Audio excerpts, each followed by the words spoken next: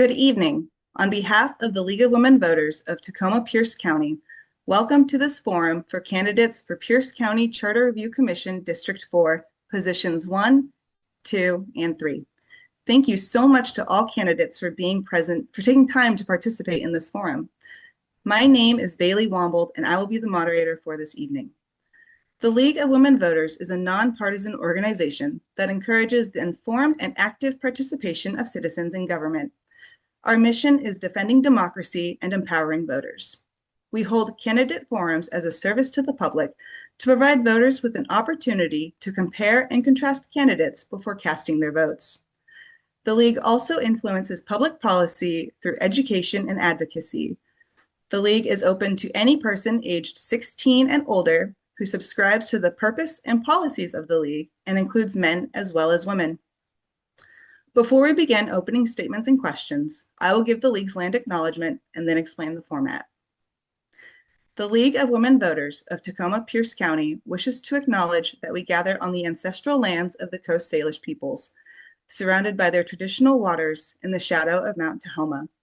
We actively seek inclusive and respectful partnerships that honor Indigenous cultures, histories, identities, and current realities. This forum is for the general election, which is Tuesday, November 4th. Forums for the general election are only held when both candidates in a race can participate, and when the League holds a forum, all candidates are invited. With us at this forum for Pierce County Charter Review Commission District 4 are, in ballot order, for position 1, Kate Ginn and Maricres Castro. For position 2, Devin, Rydel Kelly and Leslie Young. And for position 3, Michael Catsi and Jake Hunter. Ground rules have been sent in advance to the candidates.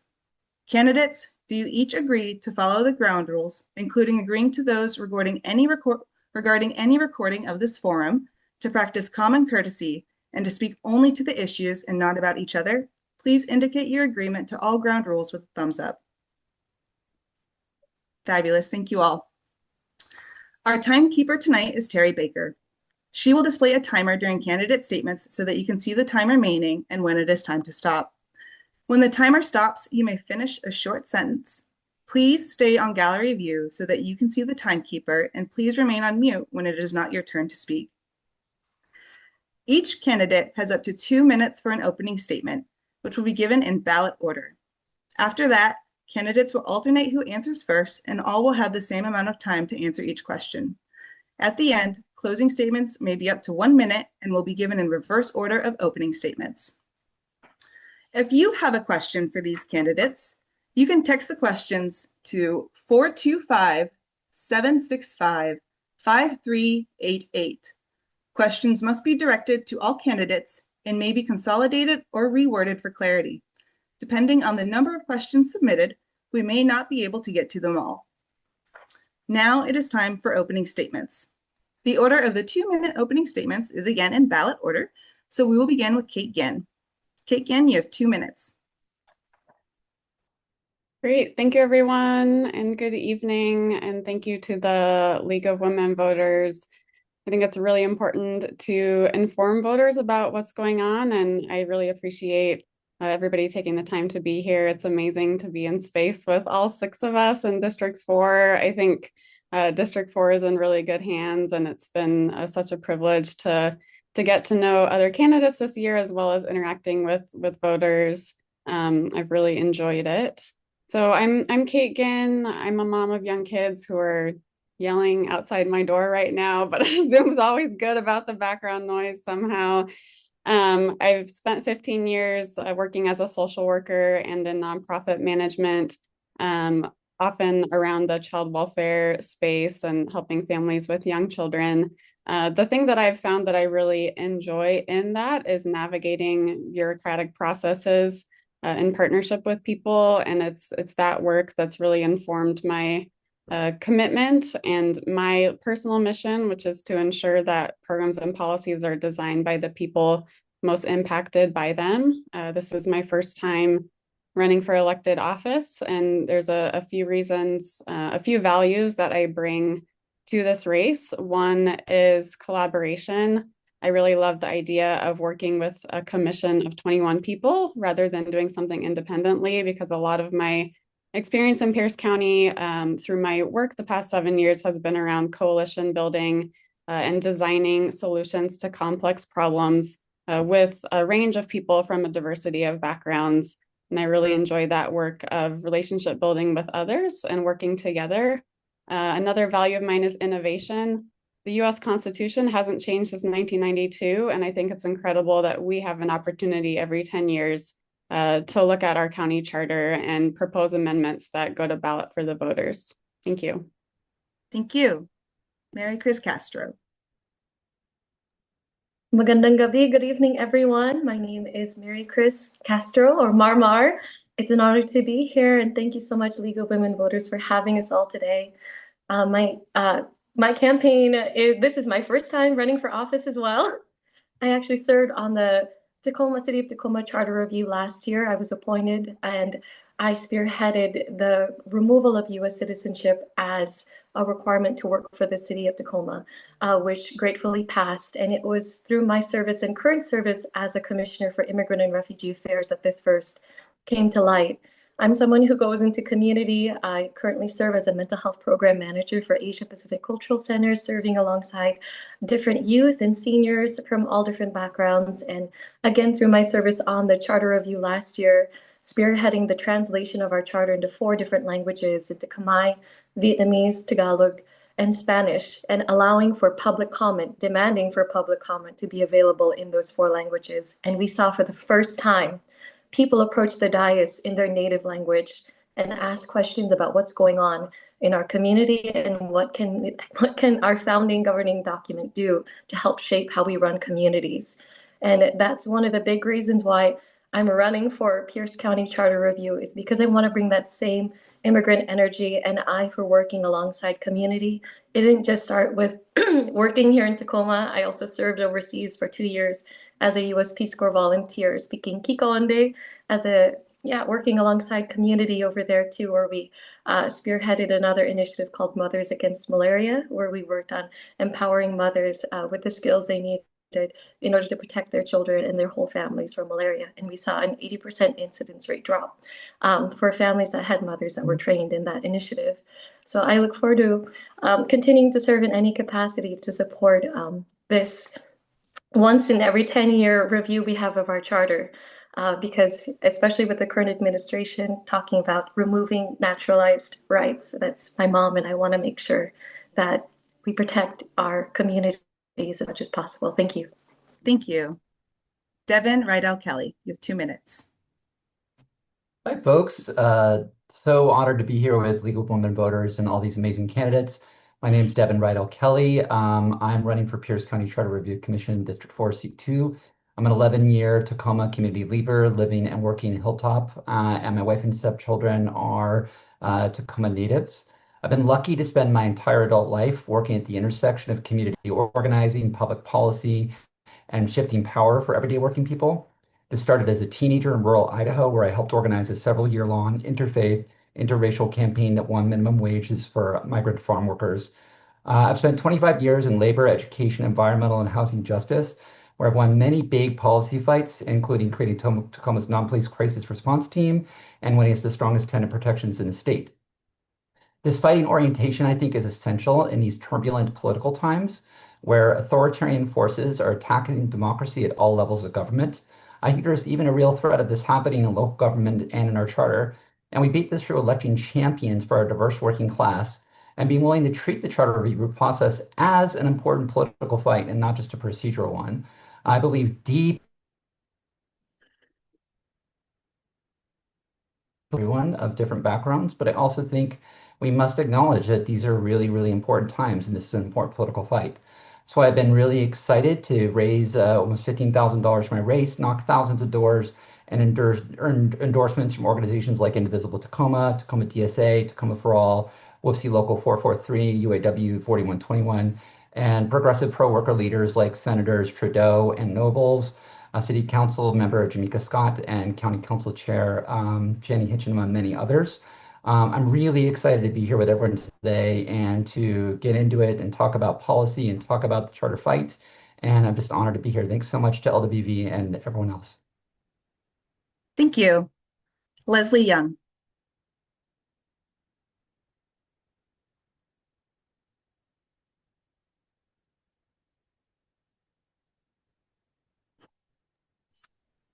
Hi there.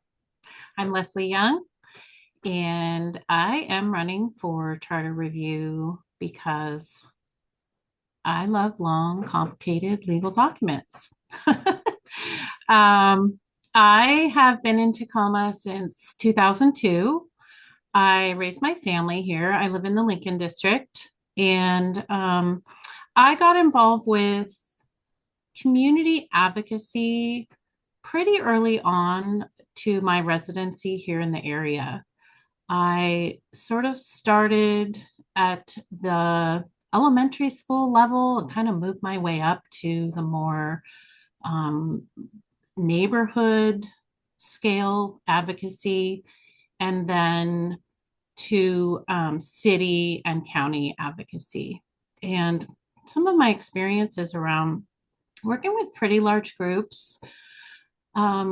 There are a lot of different ways I feel like that you can get involved with community, but for me, it was really a heart for policy, for documents, and basically like how do humans fit into those spaces, right? Like how do those documents affect us? And so I feel like my commitment to charter is really about that experience in understanding how legal language and documents really affect us on the street as everyday residents of Pierce County. And I'm just really looking forward to working with a large group and learning something new from the process, and hopefully advancing something important to the ballot for the voters. Thank you. Thank you. Michael Catsi. Yeah, thank you. And thank you to the League of Women Voters for having us all here tonight. We don't necessarily get to meet each other, so this is a great forum for us to sort of get to meet each other and see who our opponents are and who our peers will be on the commission. My name is Michael Catsi. I am President and CEO of the Economic Development Board for Tacoma-Pierce County.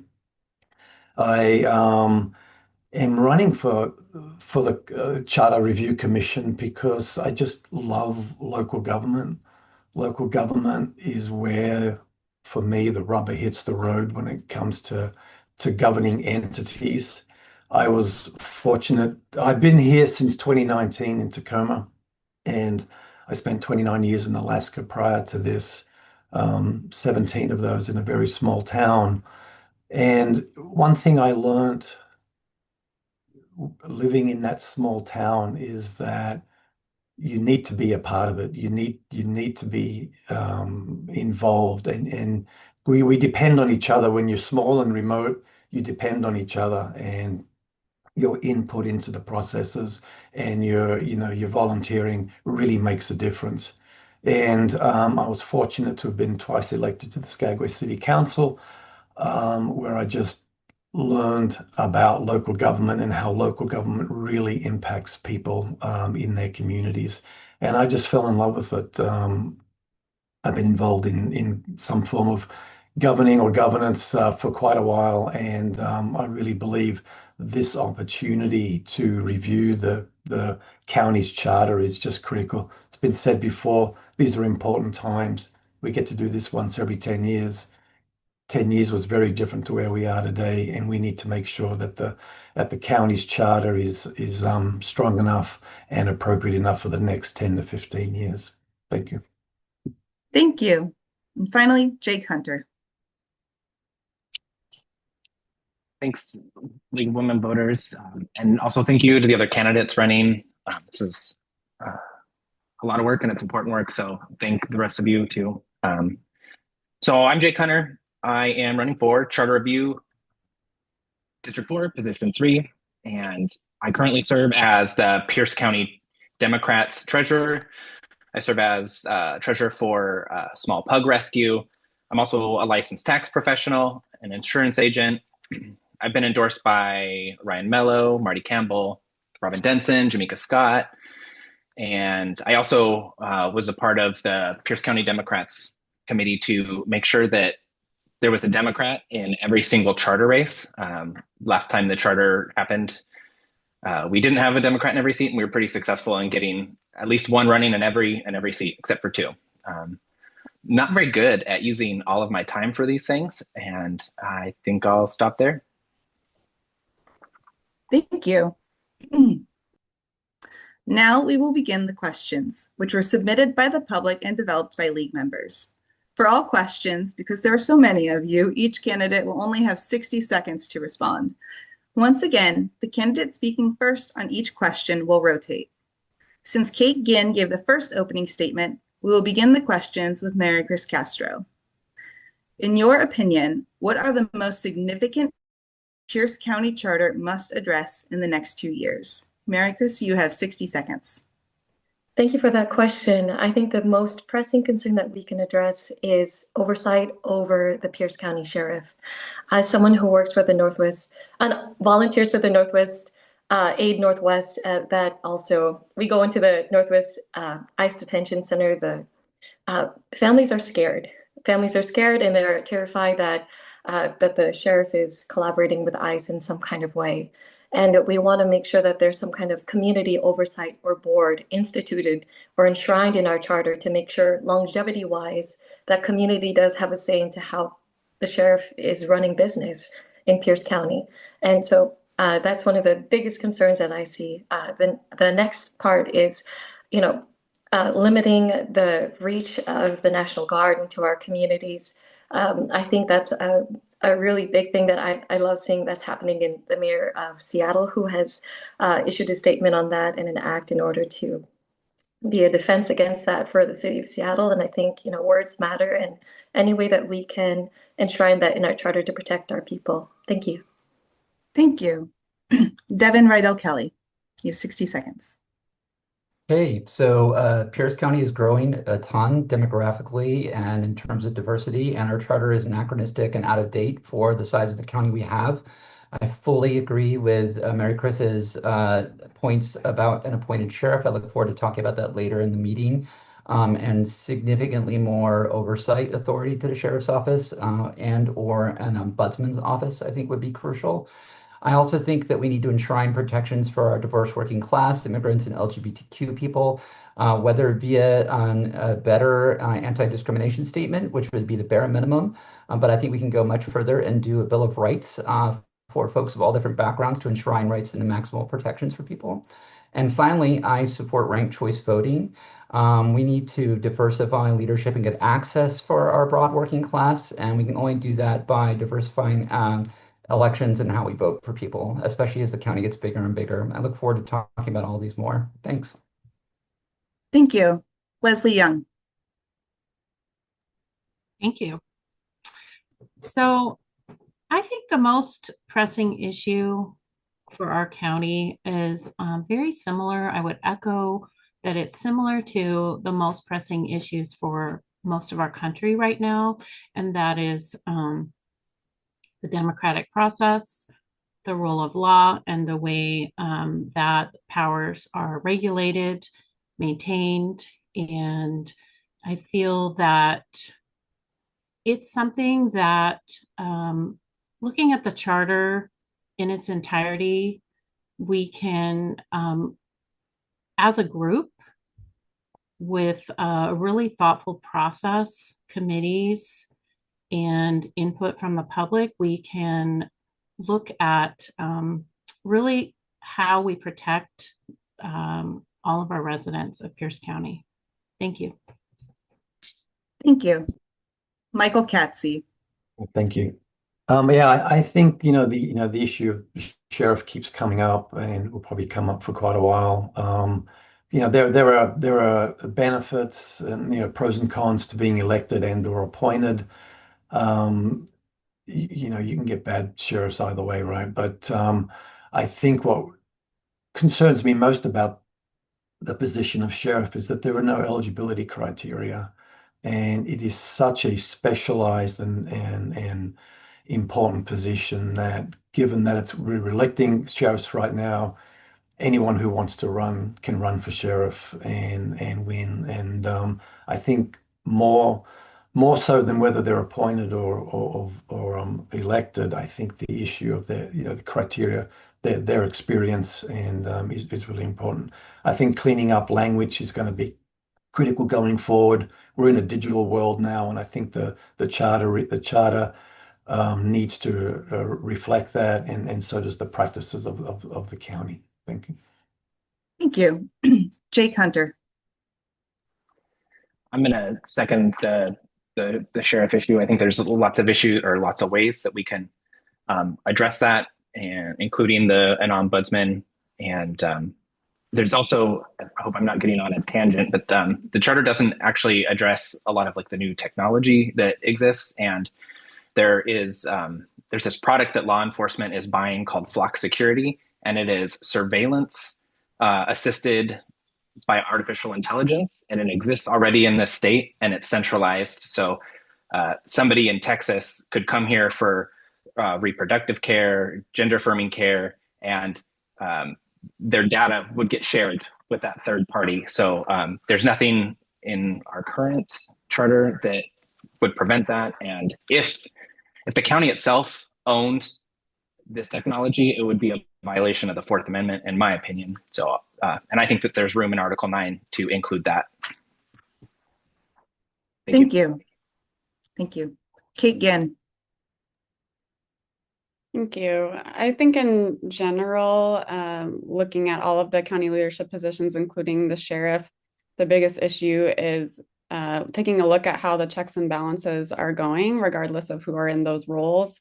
I do believe in having an appointed sheriff in particular, and to the point of eligibility requirements, I don't see any way to have eligibility requirements for elected positions. I really believe as a HR person, HR being one of my roles, in equitable and competitive hiring processes for appointed positions, and that's not clarified in the charter either.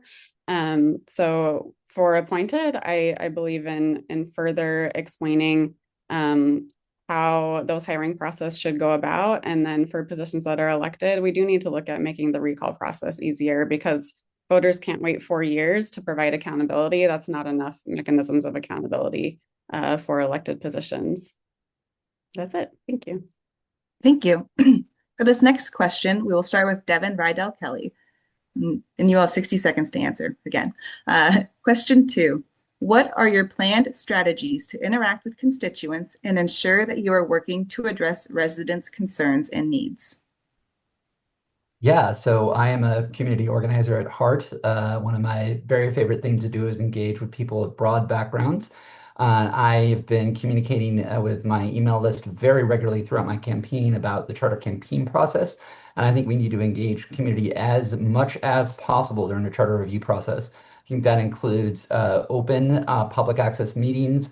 I think it includes extensive translation of materials, working on language and ability access. And I know we're volunteers and we're going to be putting in hundreds of hours of work anyway, but make us go to people where they're at. So doing meetings in different community spaces throughout the county, I think is a major concern for our diverse working class and for accessibility issues. So those are some of the things I would like to champion. I also think constituents should be mobilizing their bases.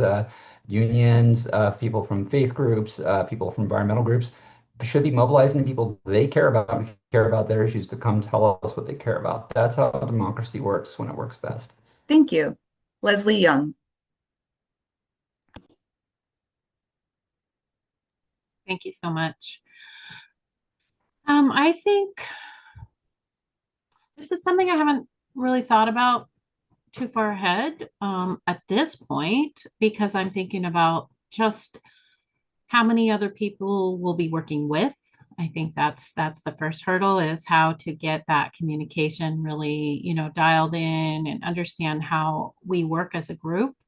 And I think that engaging constituents it can be done in so many different ways. It can be done when you're at the grocery store. It can be done sitting at a restaurant.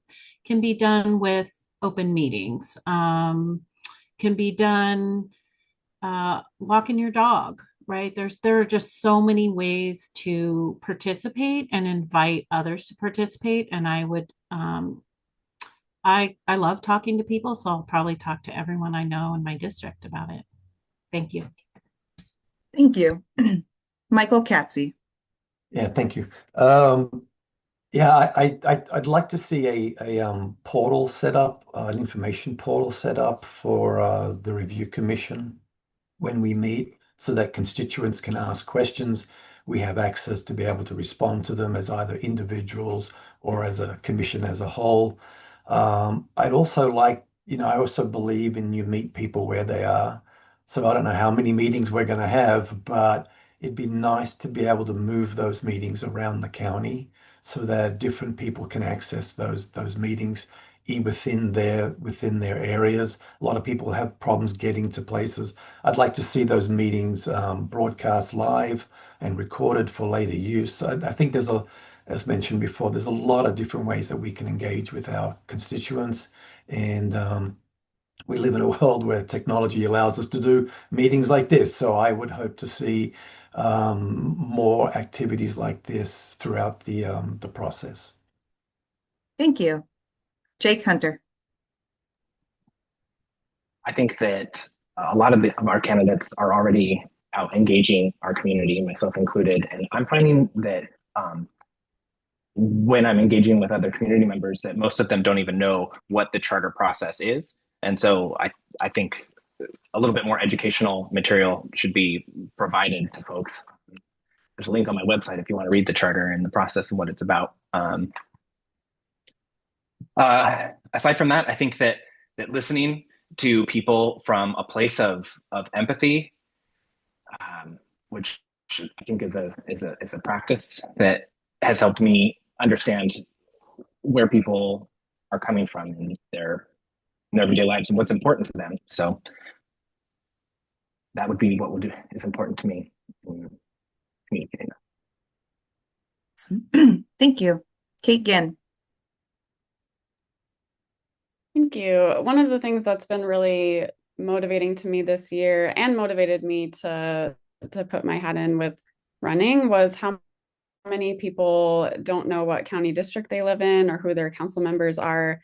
So my goal hasn't been to be elected. My goal has been to increase community awareness about local government and how it works and how people can participate. And I love being out in community, talking to people and making sure they know like what kind of issues they should go to their council member about, and where meetings are and how they can testify and how they can observe and be part of the process, boards and commissions.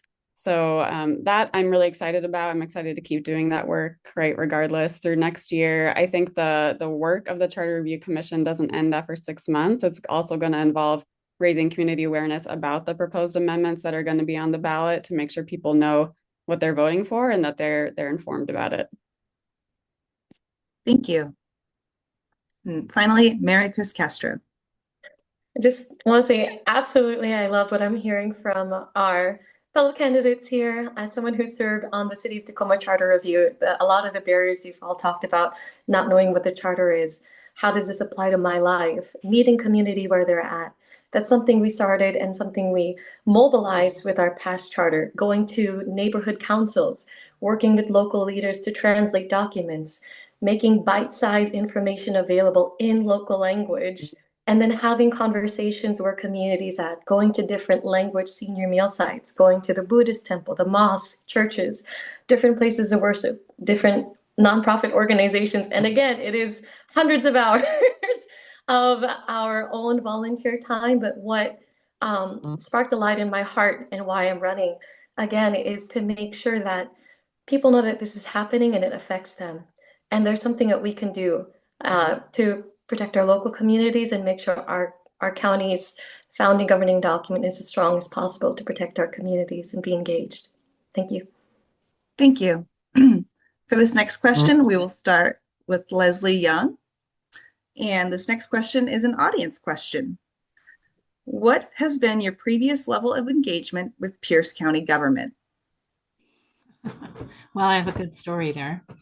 I was actually a plaintiff that represented the county about 10 years ago in a lawsuit regarding building consolidation. So I was uniquely exposed to the referendum process by a resident who decided to use that process.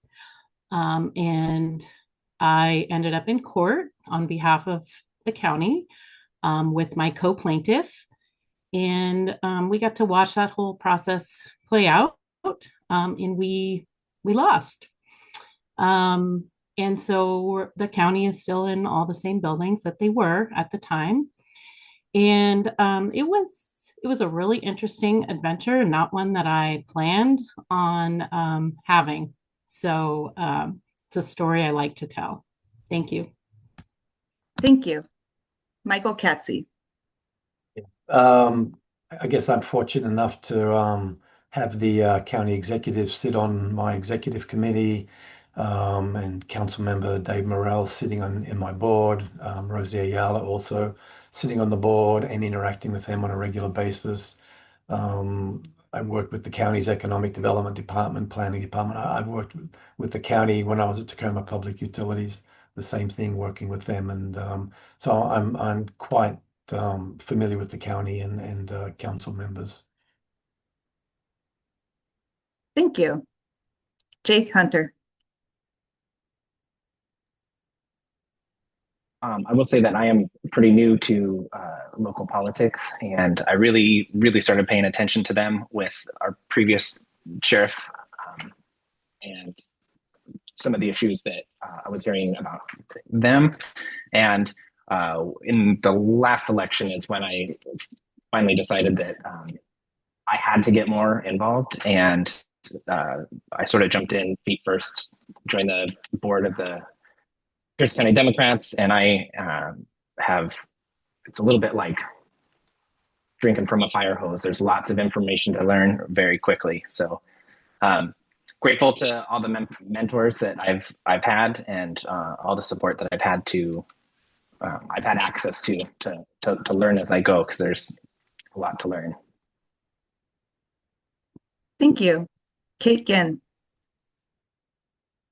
I've been privileged to work closely in close collaboration with our county government over the last 7 or so years through my nonprofit job in improving the system of support for families with young children around increasing childcare access, for example. And in that process, I've managed a number of county contracts in terms of the funding and getting those funds back out into community. One thing I really enjoyed last year was being able to participate with county staff as a community partner on their contracting and procurement improvement process, because I love that work of process improvement with how do we make government work better for the people who need it most. So that's work I really enjoy. I go to council meetings off and on at the county and testify around issues that are relevant to work, or just personally, I plan to be there tomorrow around compensating people with lived experience for being on boards and commissions. So that's how I've been involved. Thank you. Maricres Castro.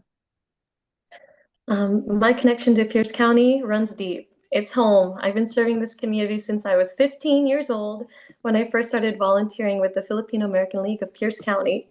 Through that work, I helped organize cultural festivals, youth leadership programs, and advocacy efforts for our elders, especially our Filipino World War II veterans who fought alongside American soldiers, yet to keep fighting decades later to be recognized for their service.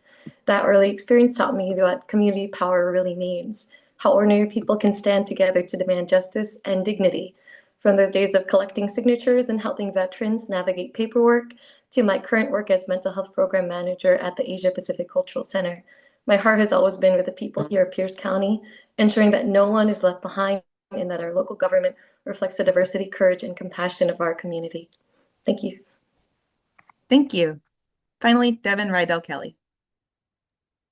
Yeah, thank you. Like my friend Kate, I've worked extensively with the county. My former position of Director of Research and Data with the Foundation for Tacoma Students. We managed a number of pass-through grants for education and out-of-school learning programming with an equity orientation. So we actually built a whole re-granting system based on an equity framework and worked closely with county council members and county staff on that.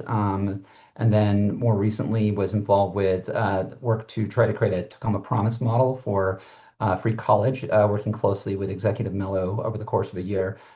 So yeah, I've collaborated pretty extensively with different folks on county council. I used to share a wall with council member Rosie Ayala, who is my council member. She worked with me at Foundation for Tacoma Students. And I'm not, afraid to both be on the same side of the issue with them and on different sides of the issues. And I think it's important to have a robust political debate and discussion and have a lot of respect for them. And I know we'll disagree on some stuff with the charter too. Thank you. Thanks. Question 4, we will start with Michael Catsi. The charter currently defines processes for initiatives, referendums, and recalls in Pierce County. What is your opinion on maintaining or changing those processes? I think, like anything, you have to review the processes and make sure that they are appropriate for the times that we live in and for the next 10 years. I don't have any specific comments on the process, but I believe we should always be reviewing the process, making sure that each of those processes are accessible by everyone in the community that needs to access them, that they are clear, that they are understandable, and that the people can access them as they need them, when they need them. So I'm open to changing things that need to be changed, but I'm also believe that if something is working, then let's work on the things that need fixing. But if it isn't broke, don't fix it. But if it's broken, let's fix it, let's review it, and let's see what the problems are, and let's make it better for everybody. Thank you. Jake Hunter. I do think that the current recall process for an elected official like the sheriff is the bar is too high to actually get a recall on the ballot, and I think that needs to be reviewed. I don't have any specific language or idea of what that needs to look like, but I do know that we currently do not have an achievable mechanism to hold our sheriff accountable. And that's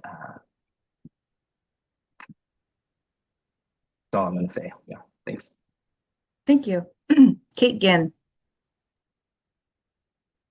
So the reason citizen initiatives are so rare is because they're incredibly hard to make happen. And I believe in being able to get something on the ballot. I believe in being able to do that without a bunch of financial resources, which you need to get all these people out there to collect enough signatures to get on the ballot. So it's just a really high threshold given how our population has grown. The 10% for initiatives, I would support reducing that a little bit lower. I think as recall, as was already mentioned, as Jake mentioned, I think that bar is way too high. I believe that you need a 25% of the votes cast in the most recent election in terms of signatures, and then you also have timelines of when you have to gather the signatures by. So that requires a ton of people to make happen, and we need more mechanisms to be able to hold our county leadership accountable. Thank you. Maricres Castro. Yeah, I really agree with everything that's been said here. There's a great group. And I just wanted to say that, what Kate just said, lowering the signature threshold for referendums from 10%, I'd like to throw out there to 8%, and initiatives would empower more people to engage in shaping our county's future. And, these changes are essential to build trust, strengthen democratic participation, and ensure governments truly serves all of Pierce County residents. When we hear about the sheriff, openly collaborating with ICE and that's striking fear into our community's hearts, there has to be some level of accountability. I've actually tried to talk to the sheriff. I've gone to their breakfasts and asked about this. And it's important to not only ask those questions, but also have that kind of follow through. And so again, having those type of mechanisms to enforce some of that follow through would be good. Thank you. Thank you. Devin, Rydel, Kelly. Yeah, I want to echo the comments here. I strongly believe in lowering the initiative or referendum threshold. It's tied to the county executive's office, which is currently at the same time as presidential elections, which are the highest turnout electoral years that we have locally. And that means that the vast majority of years that you're going to deal with low voter information, low voter turnout, and a very high threshold. And then in presidential years, if you want to run an initiative, you run into this problem of a high threshold, tons of information out there, and tons of people spending money on all sorts of things. So I think it needs to be lowered dramatically. That said, I'm fundamentally opposed to IMIN initiatives or the most recent bout of Let's Go Washington initiatives. And the way we democratically deal with this is not to make it harder to do initiatives, but make it harder to spend money on initiatives. We don't have control over that in a county, it's a state thing, but I think that we should be fighting both to make it easier for regular people to run initiatives and harder for corporations and billionaires to do it. Also, with the sheriff recall issue, fully agree with everyone here, although it's my understanding that sheriff recall stuff might be stated by the RCWs, which is partially why I'm so deeply committed to an appointed sheriff to get rid of our ICE collaborationist, unhinged Keith Swank. Thank you. Thank you. Thank you. And finally, Leslie Young. Hi, thank you. Well, I think I detailed my recent or my experience in the last question, or in my answer to the last question. I think one of the most important things to me is that the voters, the constituents understand the language and understand the timelines around referendums, initiatives, and recalls. And people have brought up various situations, I think the sheriff being the one that stands out. And I just think that more constituents will be involved, whether that means changing the language or creating amendments. I think more people will be involved if they understand what the language means and how they can participate. Thank you. Thank you. And we only have time for a couple more questions, but I would like to remind the audience that you can submit questions to the candidates by texting them to 425-765-5388. Okay. For this next question, we'll be carrying on a similar theme, and we will be starting with Jake Hunter. The charter currently specifies which positions in the county are elected and which are appointed. Does the county currently have some appointed positions that might be better elected, or vice versa, some elected positions that might be better appointed? Jake Hunter, you have 60 seconds. I mean, I guess we'll talk about the sheriff again. I mean, there's, I think that the sheriff should be appointed for a handful of different reasons. To run for sheriff in Pierce County, you have to live in Pierce County, so that restricts our pool of potential sheriffs to people just living in Pierce County, and then you have to be able to get elected. And I don't think that serves the voters at all. I think that the voters, that the county should be able to cast a nationwide net, find somebody who is a professional law enforcement person with the right credentials that can get hired and then appointed by our executive and confirmed by the council.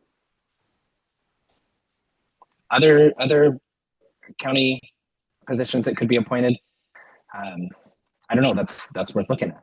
Let's think about it. Thank you. Kate Ginn. I was at a county council meeting about a month ago when the new clerk of the Superior Court was affirmed by the council after a competitive and open hiring process. And it was noted in that process that there was 51 qualified applicants for that position. When we have elected positions, we do not have 51 qualified people on the ballot to choose from. Whatever the case may be, with sheriff positions in particular, but it could be multiple positions that I believe appointed and requiring appointed positions to be open competitive hiring processes unless there's something time sensitive or having an interim position is the best way to do that. And for elected positions, I think, again, we need to make the recall process a bit easier because I'm interested in Pierce County having the most qualified, competent people for the right jobs. Thank you. Maricres Castro. Absolutely. So again, the sheriff being an elected position, anyone can run for office. But if it was an appointed position, there are standards that we can have in place that can set the tone for the candidates that we'll receive. And so I think also there's a lot of give and take with moving something elected to an appointed position.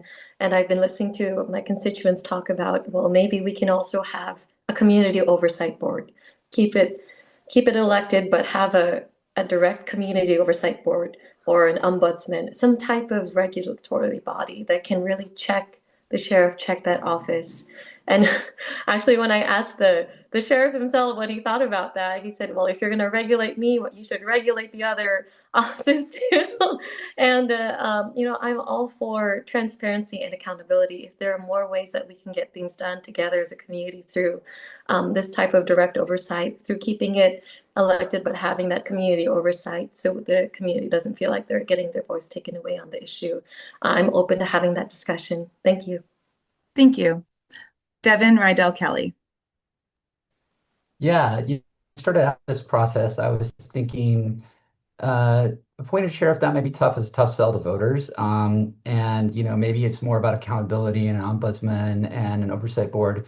Strongly want all those things. But then I read a book this summer that I introduced to a number of other charter candidates called The Power of the Badge that talks about sheriffs as elected offices and how problematic they are.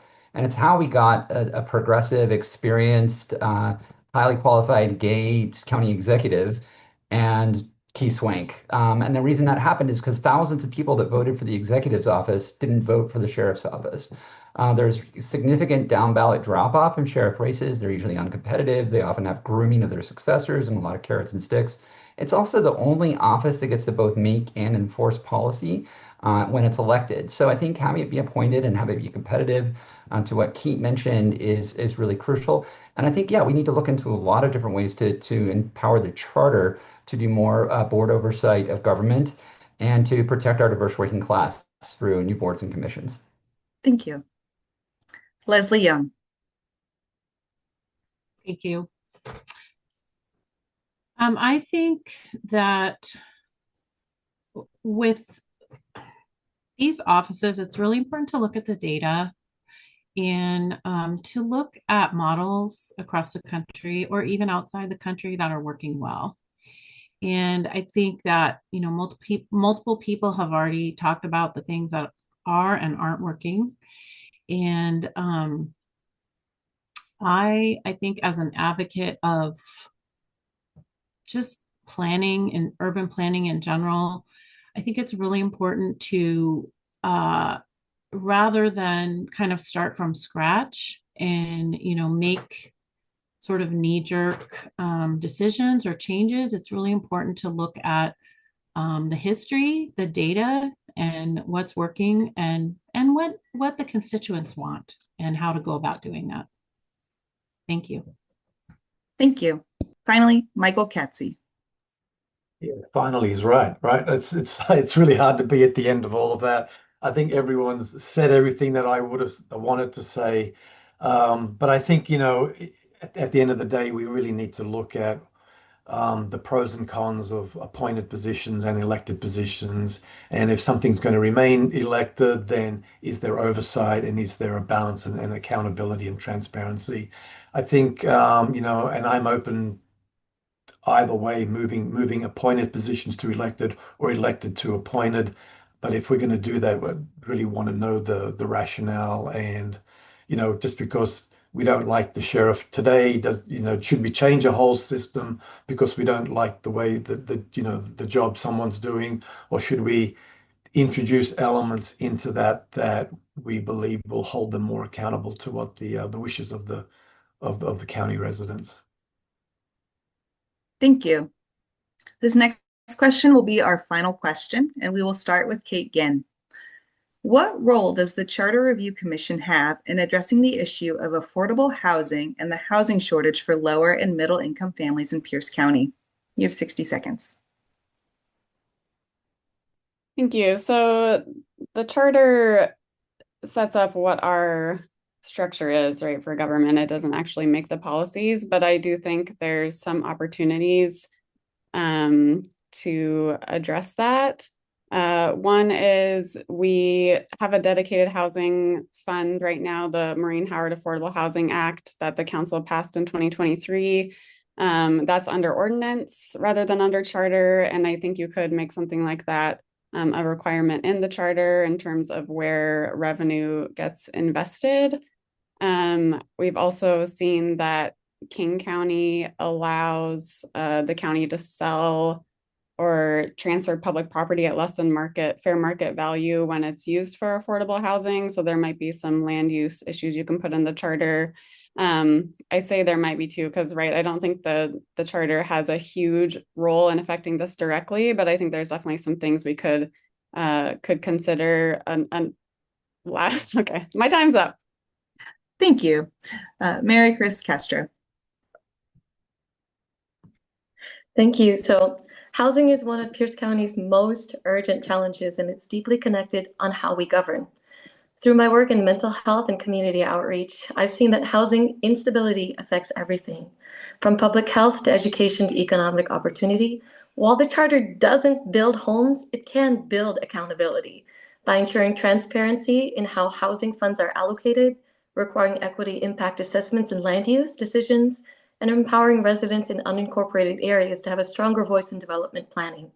I believe we must strengthen partnerships between local government, nonprofits, and culturally responsive organizations that already serve our communities on the ground. Together, we can create policies that ensure housing is not treated as a privilege, but as a human right, accessible, sustainable, dignified for everyone in Pierce County. And I've been doing that already through my other hat as a statewide housing ambassador for Healthy Smart Homes, which is focused on racial equity and home ownership. And so I am very passionate about affordable housing. So thank you for that question. Thank you. Devin Rydel Kelly. Hi, folks. As you may have gathered from my opening statement, I care deeply about housing justice. I've been on the steering committee of Tacoma for All for many years, and now I'm the co-director of Tacoma for All. So my whole life, when I'm not doing this, revolves around housing justice. I really support the ideas that have been brought up here. I think it's complex in the charter because it's about how we govern, not policy itself. But I do think direction to the county about use of properties and fair markets is very, very good in terms of things like building missy middle housing that is deeply affordable. But I also think we should take more of a maximalist approach with the charter and think about how we can do things to enshrine rights for tenants, enshrine rights for renters, and including the right to organize, and bank tenants, people that own homes. And I think you can actually do some of that through the boards and commission process, and some of those could be moved into the charter. Specifically, I'm interested in a rents commission, looking at the cost of rent and the relationship between renter market landlords and tenants in the county. And this has actually been done in charters in other places. So I think there's a ton of opportunity there if we take a more kind of visionary approach. Thank you. Leslie Young. Thank you so much. Well, I have been a real estate broker for 20 plus years, so I have a lot more than a 53 seconds worth of time to talk. I would like to have more time to talk about this issue. Housing, I think as it's in the charter, it's a little tricky because there's not a lot embedded in the charter language. There is comprehensive plans. And I think a lot of housing issues are really addressed through policy. So the executive's office, the council, and I think that it would be really important to look, again, I would want to compare our charter with maybe another charter, something that's working, to see if there's an area where we can add or amend the charter for this topic. Thank you. Thank you. Michael Catsi. Yeah, housing is just such an incredibly critical question these days. And I'm not sure the charter's the right place to do that. It really is a policy thing, and the charter being reviewed every 10 years really doesn't allow for the nimbleness in sort of the changes in housing development and opportunities. But I do think, as some have said before me, that there may be opportunities to add things to the charter that maybe help support housing and the housing development and affordable housing in particular throughout the county. So yeah, I'm definitely open to looking at that. I'd like to see some charters where that has been added and seeing if that language is appropriate for Pierce County. And I'm open to doing whatever I can to help make housing a lot easier to get and a lot easier to access and a lot easier to build. Thank you. Thank you. Finally, Jake Hunter. I really like the idea of making housing more accessible through the charter, and sort of like everybody else has said, I'm not sure of the specific way the charter can make that happen, but I'm very open to hearing anybody's idea who has an idea about that. I will point out that we have a current executive and a current county council that is working really, really hard on housing, and I think that the charter review should make sure that there aren't changes made that sort of inhibits their ability to perform that really good work. And nobody in this room right now is going to be one of those people, but there might be some on the charter review who seek to do things like that. I think it's important to stand up to them. Thank you. Thank you. Thank you all for answering our questions. Now it is time for closing statements. Each candidate has up to 1 minute for a closing statement, which will be given in the reverse order from opening statements. Therefore, we will begin with Jake Hunter. Jake Hunter, you have 1 minute. I just want to thank everybody again. I'm honored to be in a room or in a Zoom room with so many really great candidates. I really want for my main issue is the sheriff. I'll just say that. And after we get a change, an amendment proposed on the ballot, I'm also going to work for that to get passed. It's sort of my key issue, and I think I'll end there. Thank you. Thank you. Michael Catsi. Yeah, again, thank you for having me and having us. It's been a real pleasure meeting everyone and listening to your ideas going into this. I think that's really important. I'm just so thrilled to be a candidate here and just sort of potentially be part of a process that takes our county into the future, and really critical times from the critical times that we're in, making sure that our constituents have the access to the services and the electeds and the agencies that they deserve, and that there's accountability and transparency. And I think we can do that through work on the charter and making sure that the county is working for our constituents. Thank you. Thank you. Leslie Young. Thanks. I just want to thank everyone that has worked hard to bring us here to these little squares. And it's been a really interesting experience to run for office. I'm also a first-time candidate. And, I feel like no matter what the outcome, for me, it's been really a good lesson in balancing working hard to advance my campaign versus really reaching out to people that may or may not vote for me, and having people reach out to me. I've had some calls and it's been really interesting. I think what I've learned is that the process of charter review is something that a lot of people don't know a lot of about, and I'm excited to just dig in further. Thank you. Thank you. Devin, Rydel, Kelly. Yeah, thank you so much to League of Women Voters and to everyone else for being here tonight. It's been really enriching and fun. I think we're just living through really crazy, scary times, and that is at all levels of government. And the way we overcome that is by building democratic, working class like society from the ground up. And like I say, I've been saying this a lot when I talk to people on the doors for this. I say it may sound wonky and procedural and boring, but it's crucially important for how we do democracy. And I think that we should actually be visionary and kind of bold in how we think about it, because we're not going to get everything we want. We're not going to get everything we want. There's going to be some crazy people on the charter review, I guarantee it. And there's going to be some people that are pushovers, and there's going to be some people that are aggressive. That's how democracy works. And I think it's really important that there are voices united around a bold vision of what we think is a better future. And of course, that means listening to people. Of course, it means gathering the data, and it means showing up together and believing what you could do. So thanks, everybody. I'm excited to see how this all plays out in the next year. Thank you. Maricres Castro.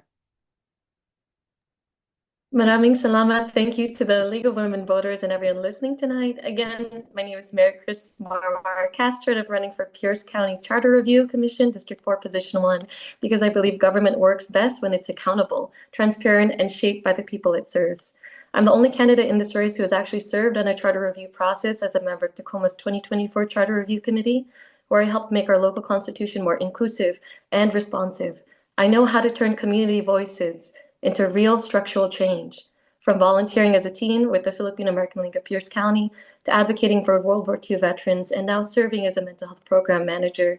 My life's work has been about service, equity, and giving people a voice, especially through my work now volunteering with Aid Northwest at the Northwest ICE Detention Center. Our charter is the people's document, and I'm ready to ensure it reflects all of Pierce County. I'd be honored to earn your vote. Together, let's build a charter that truly belongs to us all. Thank you. Thank you. And finally, Kate Ginn. Thank you all again for being here, especially for all 6 candidates for showing up so we could have such a great discussion together.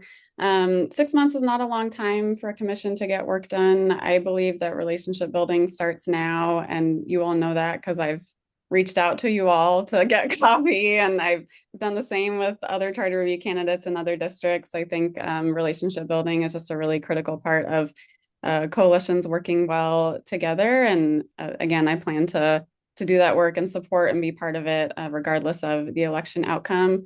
I think I'm an idealist, but I'm also very practical. Like, I truly believe that we can make the world a better place, and that policies and government is a way to do that. But I love getting into the details of figuring out what are the small steps we can do to keep making progress and keep achieving equity for the people furthest from resources. And I don't like meetings that don't have action. I'm very action oriented, and I like to get stuff done. So thanks again. Thank you. Thank you, thank you, thank you. We would like to once again thank all 6, this is so awesome, all 6 candidates for Pierce County Charter Review Commission District 4 for joining us tonight. And they are once again in ballot order. For position 1, Kate Ginn and Maricres MarMar Castro. For position 2, Devin, Rydel, Kelly, and Leslie E. Young. And for position 3, Michael Catsi and Jake Hunter. Thank you also to our timekeeper, Terry Baker, Cynthia Stewart, our Zoom master, and to the committee who planned this forum. You can find the link to a recording of tonight's forum, as well as our other candidate forums, on the League of Women Voters of Tacoma-Pierce County's website, lwvtpc.org. For viewers, please be sure to vote for the candidate of your choice before 8 p.m. on Election Day, Tuesday, November 4th. Ballots were mailed October 17th, so you should have it or it'll be there soon. Please mail or use a drop box to deliver your ballot as early as possible. Don't forget to read your voter's pamphlet and to check your voter registration, or to register to vote if you have not yet done so, visit votewa.org. That's votewa.org. Online and paper registrations will be accepted until October 27th. In-person registration is available until 8 p.m. on Election Day. Thank you for watching. Have a lovely evening, and please do not forget to vote. Thanks.